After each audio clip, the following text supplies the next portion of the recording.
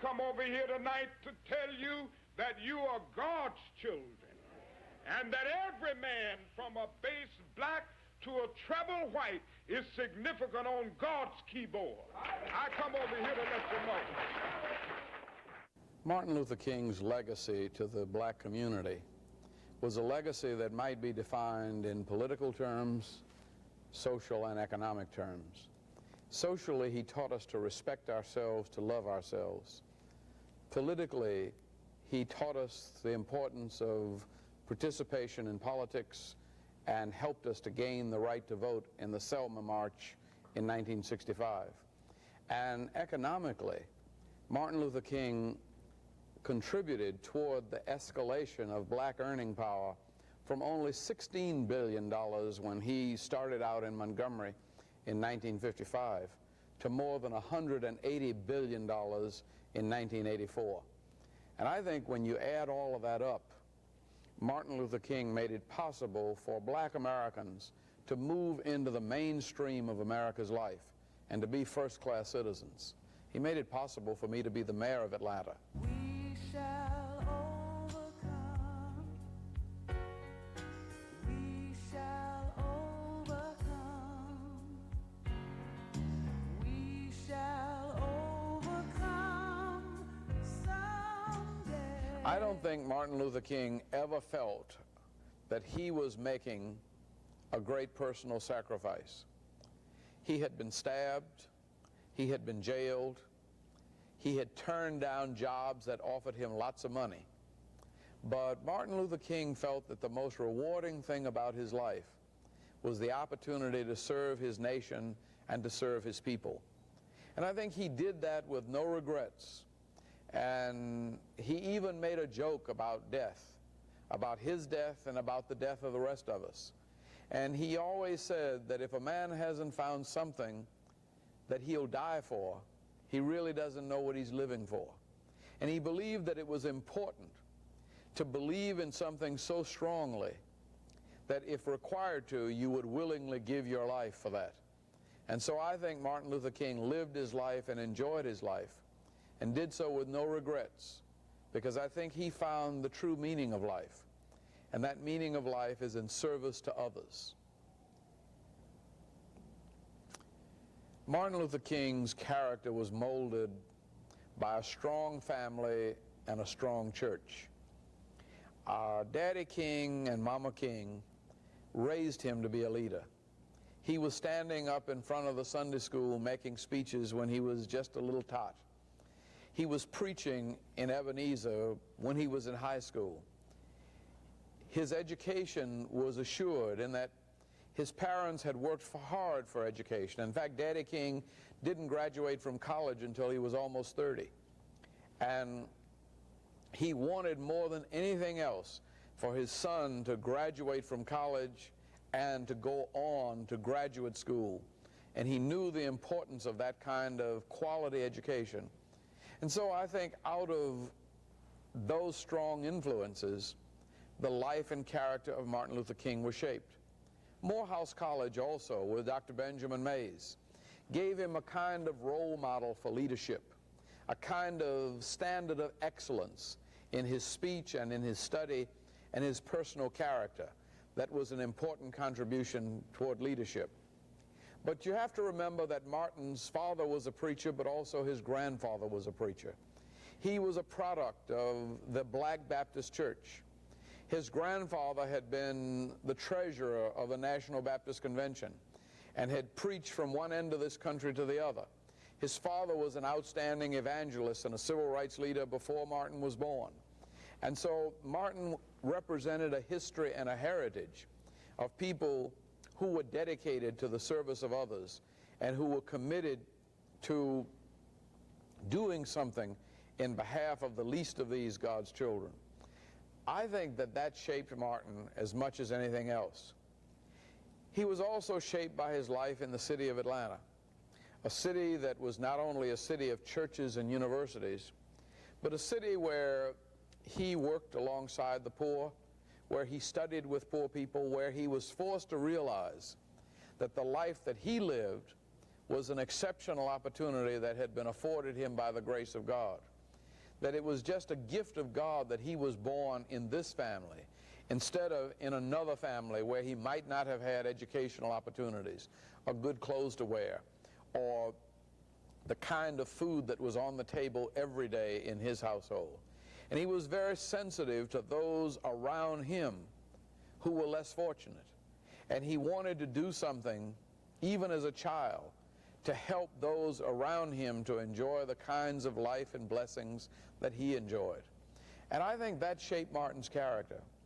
And I think that those influences were profound influences on his life throughout his life. Martin's legacy to the world was one of peace. He said that we are either going to have to learn to be nonviolent or we would be non-existent.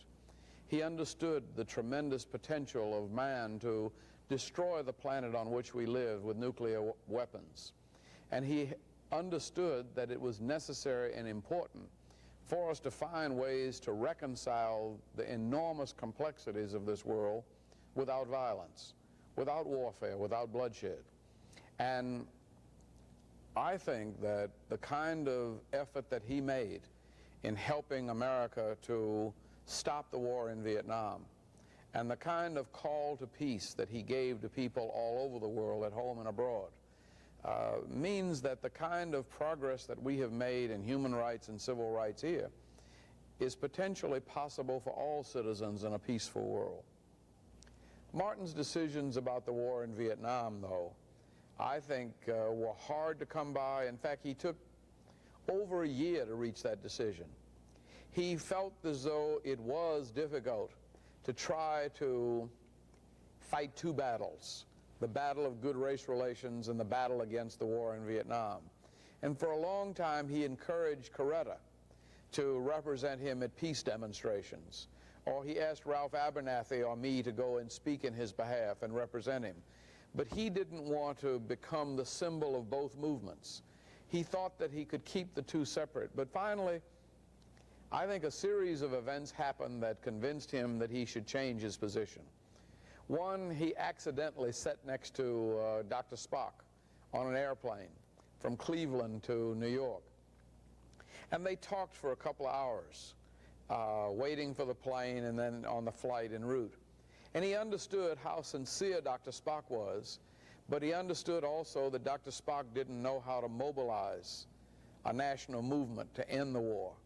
And then not long after that, a young Buddhist monk came from Vietnam, and he came to express the point of view of that third force, that group of Buddhists that were neither supporters of the U.S. nor were they supporters of the Viet Cong, but simply people who wanted to be left alone in order to help their own country develop peaceably. And he listened to this young monk, Thich Nhat Hanh, describe and discuss the views of people of Vietnam, the Vietnamese. And I think that, as much as anything else, moved him to become publicly involved. And he felt as though the problems of our nation were being affected by the war in Vietnam. He said, the bombs you drop on Vietnam will explode at home in unemployment and inflation and other social problems. And he saw us draining our national resources by sending money abroad to fight a war that he felt was both unnecessary and unjust. And he decided that, as he said, he could no longer segregate his conscience, that injustice anywhere was a threat to justice everywhere, and that somehow America had to find another way to approach the question of Vietnam.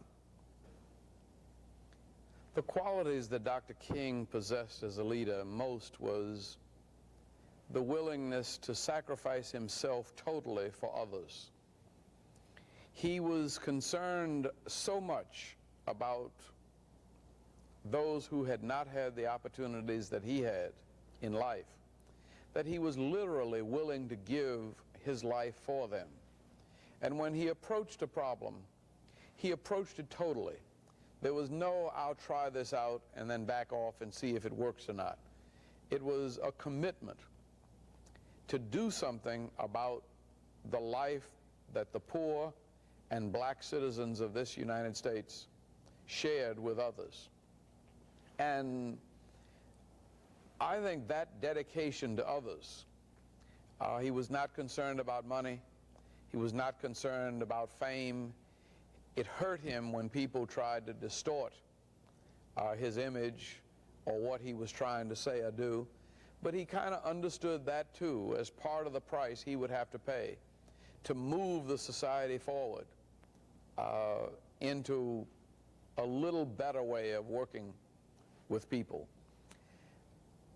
Martin was also a detailed tactician. He not only thought about the long-range goals, but he thought about the 1, 2, 3 steps that were necessary to get there. He started with Rosa Parks and the Montgomery Improvement Association, and his first task was to get out a mimeograph brochure announcing the boycott. And so he started with a kind of hands-on work of preparing a handbill for a mass meeting that launched the boycott.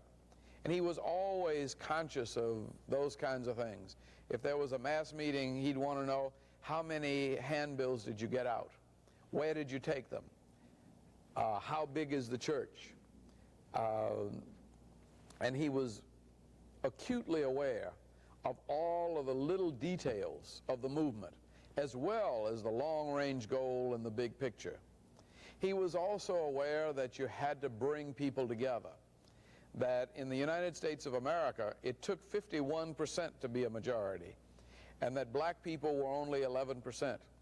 And so it was necessary in order to bring change. In fact, if we were going to have change at all, the task was not only to mobilize the 11% population, which is black. He had to mobilize 40% of the white population to join with them to create a majority. And I always say that Martin Luther King's primary goal and objective was not leading black people. Black people led him. He responded to the needs of black people, and he interpreted those needs to the white community. Black people knew what was wrong with segregation. They knew why it was unjust. He didn't need to convince them.